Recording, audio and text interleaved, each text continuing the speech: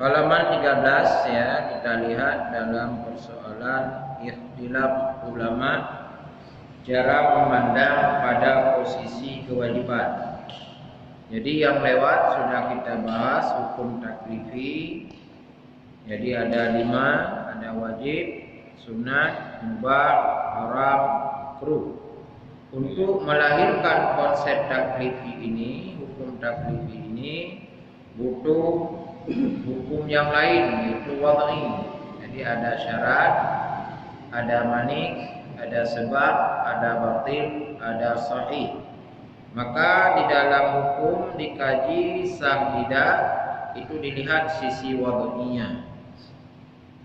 Adapun pada hakikat tentu Allah lah yang bisa menghukum sesuatu. Maka banyak kadang waktu imam kampung, Pak Kecil atau yang mewakilinya sering berkata, benarkah jenazah ini ahli surga? Jemaah semua menjawab benar. Kira-kira tahu nggak kita ini surga atau neraka? Kan tidak tahu. Pertanyaan, bolehkah kalimat ini? Boleh sisi hukum. Kenapa boleh? Karena hukum melihat zahir, melihat indikasi, indikatornya. Dia aktif di masjid, dia membayar zakat, dia orang Islam, dia si surga. Tapi yang menentukan surga neraka siapa? Pada hakikatnya Allah. Jadi boleh kita bersaksi, benarkah jenazah ini ahli surga? Benar. Kenapa? Kita melihat sisi amalia hari-hari, sisi KTP-nya Islam, sering ke masjid, sering bersilaturahmi, ya si surga. Tapi cara hakikat tidak. Sampai pada orang buat maksiat juga demikian. Kita tidak bisa klaim dia neraka toh. Tidak. Karena dalam tauhid itu kajian hakikat ada hak penuh pada Allah Subhanahu wa taala. Contoh satu kasus. Ulama kalam menulis dalam bentuk syairnya,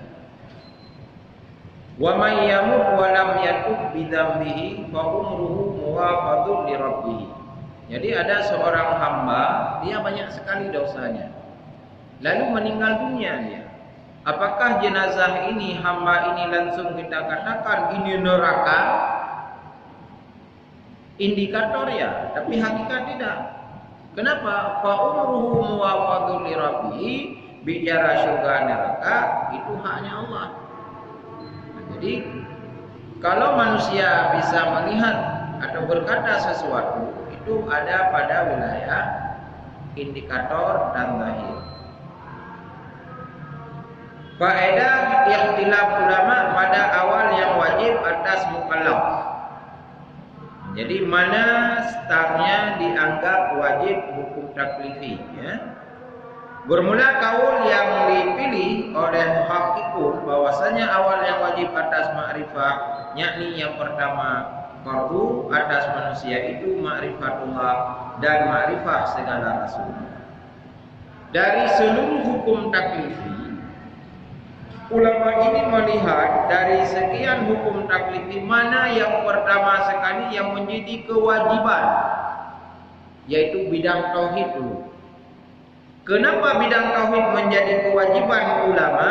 Artinya pendapat ulama yang muhaqqiqun, yang lebih arif dan bijaksana. Karena bagaimana mungkin nilai ibadat bisa tercapai jika yang dia sembah belum paham? Bagaimana mungkin kita ibadat tahajud di tengah malam, bagaimana duha setiap hari, sementara akidahnya belum paham? Kenapa yang kita sembah itu Allah, yang kita tuju Allah, Allah saja belum kita kenal. Maka butuh pengenalan awal ma'rifatullah. Bagaimana memahami Allah? Tentu lewat sifat. Inilah yang sedang kita belajar, bagaimana i'tiqad 50 yang akhirnya kita bisa mengenal Allah lewat hukum-hukum taklifinya.